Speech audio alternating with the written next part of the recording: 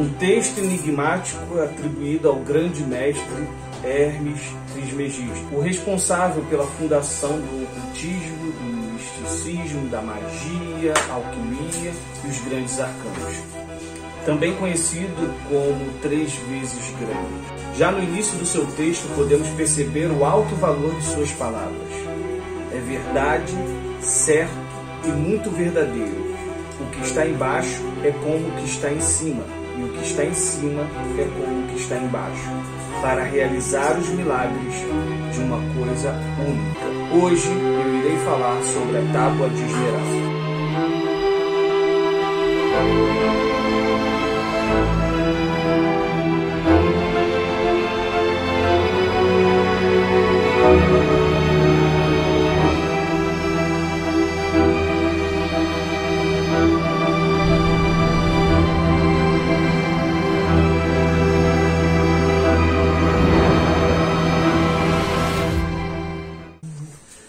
Bom, pessoal, hoje eu irei falar sobre Hermes Trismegisto, o hermetismo, o que seria essa tábua de esmeralda, tá? O simbolismo da cor esmeralda, isso é muito importante também. E vamos ler e tentar compreender um pouquinho o que esse texto quer dizer. Então, o objetivo desse vídeo é ele ser bem completo, no sentido de explorar o tema. É claro que a gente está falando de um texto altamente simbólico, altamente alquímico. Não vamos imaginar que apenas um vídeo como esse iria esgotar todo o conhecimento que o grande mestre conseguiu condensar em um único texto. Bom, pessoal, esse misterioso texto, há referências a ele em diferentes lugares e ainda é atribuída a sua autoria a diferentes pessoas. Muitos atribuem sua autoria ao Hermes Trismegisto. Este que foi um grande mestre da tradição hermética, reverenciado por muitas tradições e imortalizado no tempo pelas suas histórias, símbolos e ensinamentos.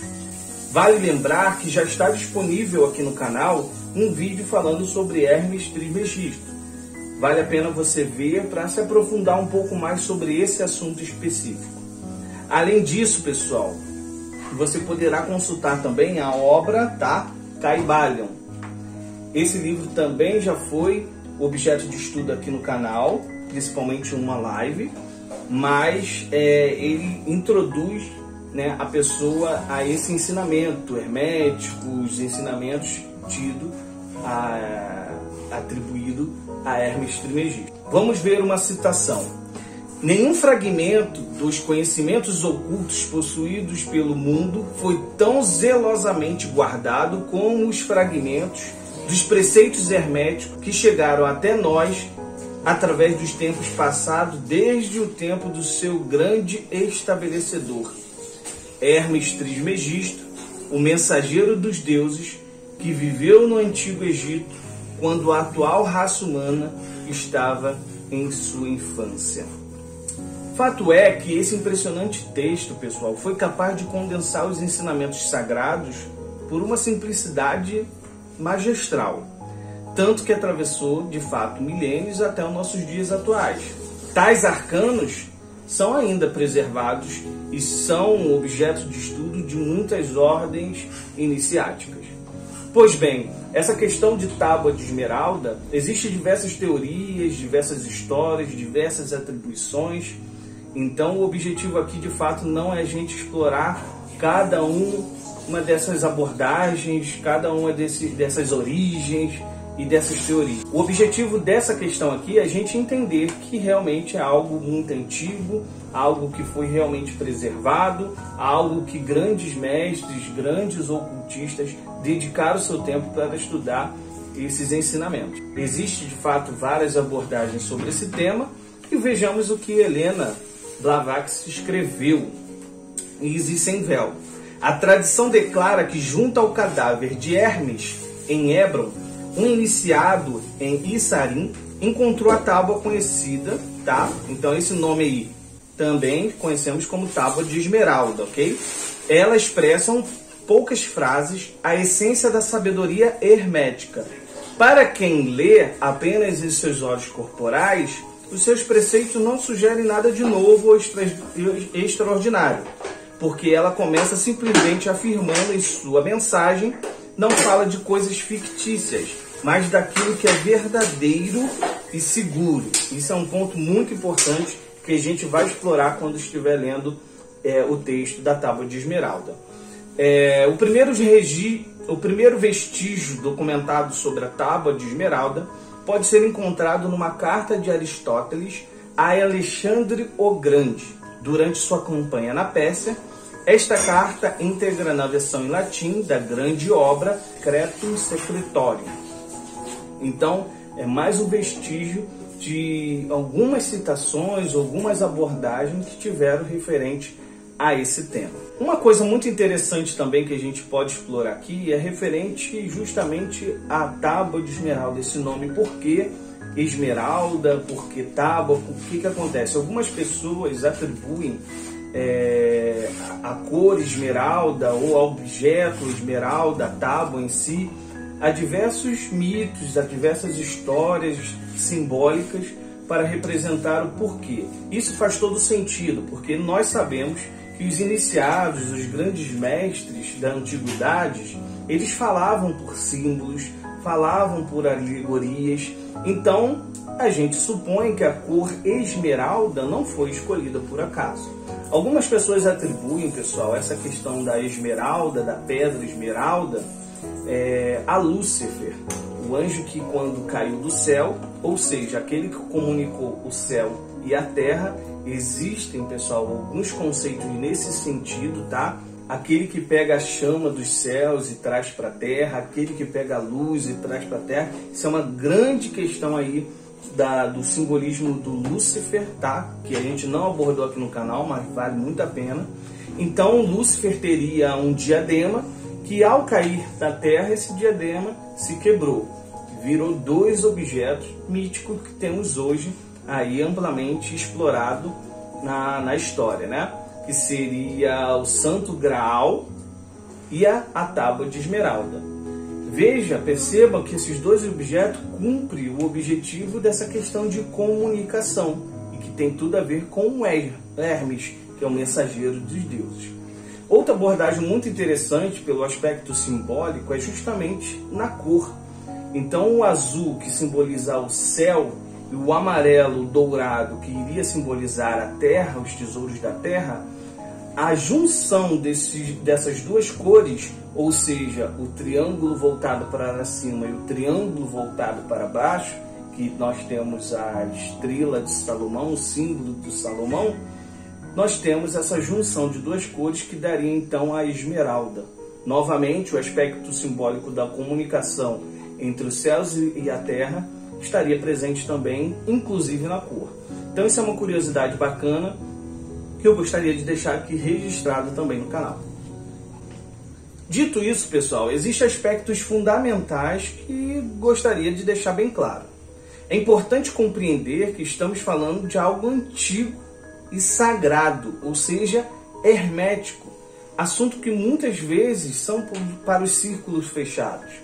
Então não vamos imaginar aqui que a gente vai explorar e esgotar o assunto da Tábua de Esmeralda, que representa todo um conceito, todo um preceito, todo um ensinamento por trás desse pequeno texto, que é uma síntese.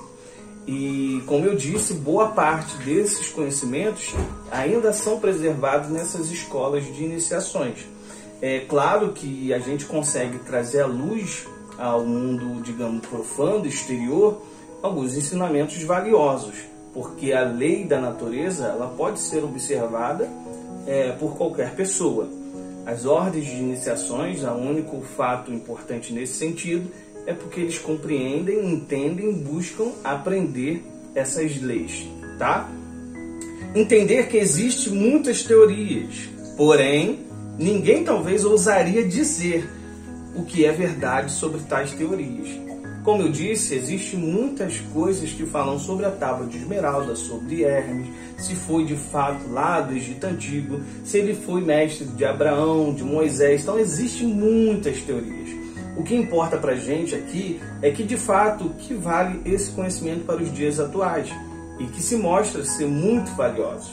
E aí, claro, cada um aceita a origem, o que faz mais sentido no seu grau de consciência atual. Compreender o grau atual da consciência, as chaves do ocultismo. Ou seja, pessoal, podemos ter diferentes interpretações sobre o tema. Uma coisa importante e fundamental que eu quero deixar aqui é justamente isso. Cada pessoa tem um grau de consciência. Então, o que eu explorar aqui, por exemplo, no canal, representa de fato o meu grau de consciência. Existem pessoas, óbvio, muito mais além, nos estudos herméticos, nos estudos sobre o ocultismo, os arcanos. Então, cada pessoa irá compreender na medida da sua consciência. Fora isso, existe um ponto muito importante que também já foi abordado em alguns vídeos aqui no canal, que seria a chave do ocultismo. Quando a gente fala de simbologia, de aspecto simbólico, de linguagem alegóricas, né? A gente está falando das chaves do ocultismo, cabala, hermetismo, numerologia, astrologia. Tudo isso são chaves para uma compreensão melhor do que esses alquimistas e hermetistas estão querendo dizer, né? Pois bem, vamos agora ler o texto e explorar um pouquinho sobre o que quer dizer essa tábua de esmeralda. O texto começa assim, pessoal. É verdade, certo e muito verdadeiro. O que eu acho bacana já nessa primeira frase que Hermes, ou quem quer que tenha deixado esse texto, ele frisa literalmente 3 vezes que é uma verdade absoluta, é uma constatação, é um ensinamento puro que vai se seguir daí em diante, o que gera, claro, um certo compromisso do que vai se seguir. O que está embaixo é como o que está em cima, e o que está em cima é como o que está embaixo, para realizar os milagres de uma coisa única. Essa parte é muito interessante, como eu já falei sobre esse livro ele vai falar justamente dessa lei, tá, de correspondência, que vai estar nessa frase em específica. E realizar esses ditos como milagres, coisas únicas, Eliphas Levi ele aborda muito sobre isso, que o iniciado ele domina os elementos, ele domina a natureza e faz de acordo com sua vontade. Então, se você compreender as leis que está no céu, dissolver e coagular na terra, são os milagres dos adeptos e dos iniciados. Assim como todas as coisas vieram do um, assim todas as coisas são únicas por adaptação. Aí, quem já estudou um pouquinho sobre Cabala, diversas tradições vai falar sobre isso, né? Que o Uno, ele vai, né, pelo teclado cósmico. Tem muitas pessoas da tradição Rosa Cruz que vai compreender essa questão. Então, um teclado cósmico, um teclado de vibração, as coisas vão se materializando, né? Então, vai se dissolvendo, materializando, sai do um e vai expandindo de acordo com as vibrações até virar, de fato, a matéria pura. E conforme você for subindo na vibração, você vai sutilizando cada vez mais. Na ciência, a gente pode acelerar uma massa, inclusive até virar energia, né? Aquela famosa fórmula EmC², se eu não me engano. Então, isso é constatado já e aí tem diversas teorias afirmando que tudo é uma luz, tudo é vibração, o que diferencia esse teclado que a gente chama no misticismo teclado cósmico ou teclado da vibração. Esse assunto também já é amplamente abordado na Chave dos Grandes Mistérios e Dogma e Ritual da Alta Magia de Eliphas Levi. Então você pode explorar mais esse assunto. Porém, também está contido na Cabala, né? Então, Uno e ali se adaptando em diferentes graus ali, enfim. E o objetivo, é claro, são adaptações de uma coisa única. Então, continua sendo tudo fazendo parte desse todo. O sol é meu pai e a lua é minha mãe. O vento embalou em seu ventre, a terra é a sua alma. Aqui tem diversas chaves, tá? Uma delas é justamente a dualidade, então falando do sol, da mãe, mas sobretudo também está relacionando ali os elementos. Quem já fez um estudo apurado sobre os elementos na alquimia ou na tradição Rosa Cruz vai compreender um pouquinho de forma diferente essa frase aqui. sobe da terra para o céu e desce novamente à terra e recolhe a força das coisas superiores e inferiores. Desse modo, obterás a glória do mundo. Aqui é justamente o verbo, a vontade e fazer. É novamente aquela questão dos milagres. Coagular, dissolver, está relatando a operação. E se afastaram de ti todas as trevas. As trevas para o ocultismo, para os místicos grandes iniciados, sempre será geralmente a questão da ignorância, ok?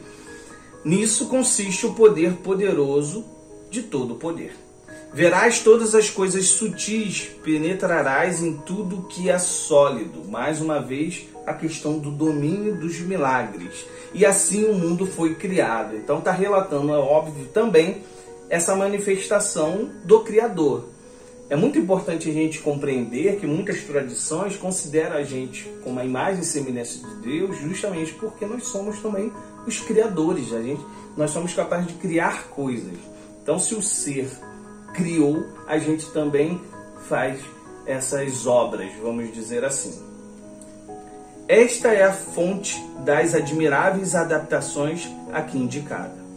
Por essa razão fui chamado de Hermes Trismegisto, pois por suas 3 partes da filosofia universal.